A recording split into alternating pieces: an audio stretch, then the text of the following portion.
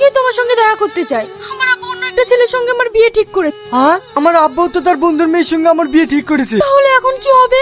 চলো আজকে আমার রেজিস্ট্রি বিয়েটা করে ফেলি। বহরমপুর রেজিস্ট্রি অফিসের সামনে দাঁড়িয়ে থেকে তুমি বিকাল 4টের সময় চলে আসবে। ঠিক আছে। কি ব্যাপার, ছেলেটা এখানে কেন? আর আমাকে দেখে লুকালোই বা কেন? নিশ্চয়ই আব্বা ওকে পাঠিয়েছে আমাকে গার্ড দেওয়ার জন্য। আর এই মেয়েটা এখানে? ওকে আব্বা পিছু নিতে বলেছে। হ্যালো, তুমি কোথায়? আমি তো রেজিস্ট্রি অফিসের একটু সাইডে আছি। একজন আমার পিছু নিয়েছে। আমার আব্বা একজনকে পাঠিয়েছে। তুমি বাড়ি চলে যাও, আমি তোমাদের বাড়ি আসছি, ওকে ভালোভাবে বোঝাবো। ঠিক আছে। কি ব্যাপার, আপনি বাইরে দাঁড়িয়ে আছেন কেন? আপনার বাবা মাও তো এসেছে, ভিতরে আসুন। আব্বা মা কি জন্য এসছে? আপনার আর আমার বিয়েটা ক্যান্সেল করতে এসেছে। ঠিক আছে, আমি আসছি। হ্যালো, তুমি কোথায় আছো? আমি তোমার জন্য কখন থেকে বাইরে অপেক্ষা করছি, তাড়াতাড়ি এসো। আমি তোর পিছনে। রিয়াজ, তুই না? তোর কাছে দেখো আমি তোমাকে চিনতে পারিনি।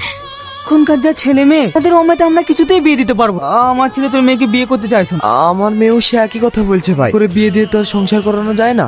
আমি রিয়াজকেই বিয়ে করব।